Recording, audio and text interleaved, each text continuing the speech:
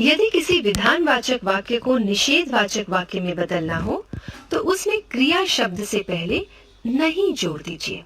जैसे विधानवाचक वाक्य है निर्मला ने खाना बनाया। निषेधवाचक वाक्य निर्मला ने खाना नहीं बनाया। निर्मला ने खाना नहीं बनाया यह निषेधवाचक वाक्य है, क्योंकि बनाया क्रिया से पहले नहीं लगा देने से वाक्य में नकारात्मक भाव प्रकट होने लगा है।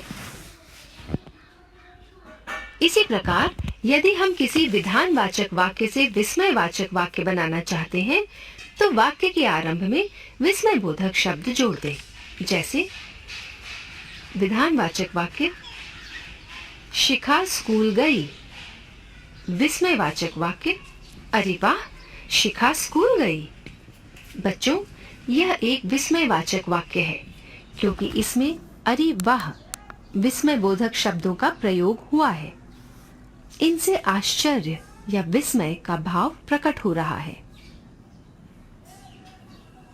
यदि किसी विधानवाचक वाक्य को संदेहवाचक वाक्य में बदलना हो तो उसके आरंभ में शायद, संभवतः या हो सकता है संदेहबोधक शब्दों को जोड़ दें।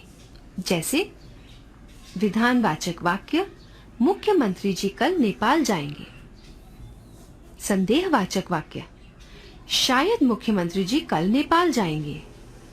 बच्चों, शायद मुख्यमंत्री जी कल नेपाल जाएंगे यह वाक्य संदेहवाचक वाक्य है क्योंकि इसमें संदेहबोधक शब्द शायद का प्रयोग हुआ है।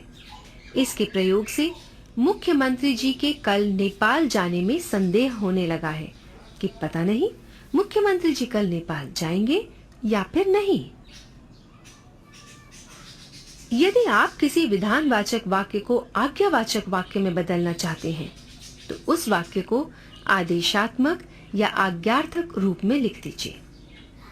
जाता है के स्थान पर जाए या जाओ तथा जा रहे हैं के स्थान पर जाएं या करें लिखें। जैसे विधानवाचक वाक्य दिवाकर विद्यालय जाता है। छात्र अपना अपना काम करते हैं। आज्ञावाचक वाक्य दिवाकर विद्यालय जाए या दिवाकर विद्यालय जाओ। छात्र अपना अपना काम करें। बच्चों, दिवाकर विद्यालय जाए या दिवाकर विद्यालय जाओ और छात्र अपना अपना काम करें। इन वाक्यों की क्रियाओं जाए, जाओ तथा करें शब्दों द्वारा आज्ञा या आदेश का भाव प्रकट हो रहा है। अतः ये वाक्य आज्ञावाचक वाक्य है। यदि किसी विधानवाचक वाक्य को संकेतवाचक वाक्य बनाना हो तो वाक्य में जिसके कहने पर कोई कार्य हो रहा हो उसे ऐसे लिखें। यदि वो कहता, यदि वह कहे या यदि वह कहेगा। जैसे विधानवाचक वाक्य माताजी के कहने पर नौकरानी काम करेगी। संकेतवाचक वाक्य यदि माताजी कहेंगी तो नौकरानी काम करेगी। यहाँ पर यदि माताजी कहेंगी तो नौकरानी काम करेगी इस वाक्य में संकेत बोधक शब्द यदि का प्रयोग हुआ है। इस प्रयोग से संकेत मिल रहा है कि नौकरानी तभी काम करेगी जब माताजी उससे कहेंगी। अतः यह एक संकेतवाचक वाक्य है। यदि किसी विधानवाचक वाक्य को इच्छावाचक वाक्य में बदलना हो तो क्रिया में चाहिए जोड़ा जाता है या उसे अपनी इच्छा या कामनानुसार पूरा बदलना पड़ता है।